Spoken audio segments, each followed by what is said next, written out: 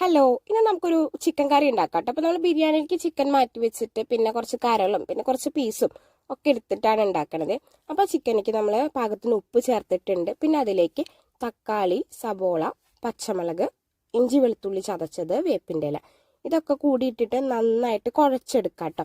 അപ്പോൾ ഇത് സ്ക്രോൾ ചെയ്തപ്പോൾ കിട്ടിയ റെസിപ്പിയാണ്. എൻ്റെ റെസിപ്പി ഒന്നും അല്ല കേട്ടോ. ഇതിൻ്റെ പേരെന്താണെന്ന് വെച്ച് കഴിഞ്ഞാൽ ബാച്ചിലർ ചിക്കൻ കറി. അപ്പോൾ ഇത് നന്നായിട്ട് അങ്ങോട്ട് തിരുമ്മി റെഡിയാക്കാം കേട്ടോ. ഇത് നന്നായി തിരുമ്മിയിട്ട് ചിക്കനിക്ക് ഇതിൻ്റെ എല്ലാ സാധനങ്ങളും പിടിക്കണം. അതിന് വേണ്ടിയിട്ടാണ്. പിന്നെ പെട്ടെന്ന് ഉണ്ടാക്കാൻ വേണ്ടിയിട്ട് ഉള്ളി വഴറ്റി അങ്ങനത്തെ ഒക്കെ ഇതാക്കാൻ വേണ്ടിയിട്ടാണ് ഇങ്ങനെ ഉണ്ടാക്കണത്. അപ്പോൾ അതൊക്കെ പുരട്ടിയിട്ട് ഒരു അരമണിക്കൂറൊക്കെ വെക്കാം കേട്ടോ. പിന്നെ കുക്കറിൽ എണ്ണ ചൂടാക്കിയിട്ട് ബാക്കി പൊടികളൊക്കെ ചേർക്കുക. ഉപ്പൊഴുകുള്ള പൊടികൾ, മഞ്ഞൾപ്പൊടി, മുളക് പൊടി, മല്ലിപ്പൊടി, മസാലപ്പൊടി. അത് വെച്ചിട്ട് സാമ്പാർ പൊടി ഒന്നും ചേർക്കരുതിട്ട് ബാച്ചിലേഴ്സ്. അപ്പോൾ ഇതൊക്കെ കൂടിയിട്ട് നന്നായിട്ട് മിക്സ് ചെയ്തെടുക്കുക. പിന്നെ ഒന്നുമില്ല, പിന്നെ നമ്മൾ ഈ പുരട്ടി വെച്ച ചിക്കനില്ലേ, ആ ചിക്കനും കൂടി അതിലങ്ങോട്ട് ചേർത്തിട്ട് അതും കൂടിയിട്ട് ഈ മസാലപ്പൊടികളും എല്ലാം കൂടിയിട്ട് നന്നായിട്ട് മിക്സ് ചെയ്തെടുക്കുക കേട്ടോ. ഒന്ന് പുരട്ടിയിട്ടുള്ള പോലെ അങ്ങോട്ട് മിക്സ് ചെയ്തിങ്ങോട്ട് എടുക്കുക. മിക്സ് ചെയ്തെടുത്ത ശേഷം അതിലേക്ക് കുറച്ച് വെള്ളം ഒഴിക്കുക.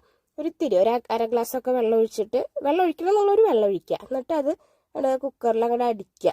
ഒരു 2 വിസിലോ 1 വിസിലോ 2 വിസിലോ അത്ര മതി കേട്ടോ. അത് അടിച്ചിട്ട് വെച്ചിട്ട് പിന്നെ കുക്കർ തുറന്നിട്ട് മല്ലിയില ഇട്ട് കഴിഞ്ഞാൽ നമ്മുടെ ചിക്കൻ കറി റെഡി ആയിട്ടുണ്ട്. അപ്പോൾ പെട്ടെന്ന് ഉണ്ടാക്കുന്നവർക്ക് ഇത് ഓക്കെ ആണ്. പക്ഷെ ഈ ഉള്ളിയൊക്കെ ഇങ്ങനെ വഴറ്റിയിട്ട് അങ്ങനെ കഴിക്കാൻ താല്പര്യമുള്ളവർ അതന്നെ കഴിച്ചാൽ മതി. ഇത് കഴിക്കരുത് കേട്ടോ.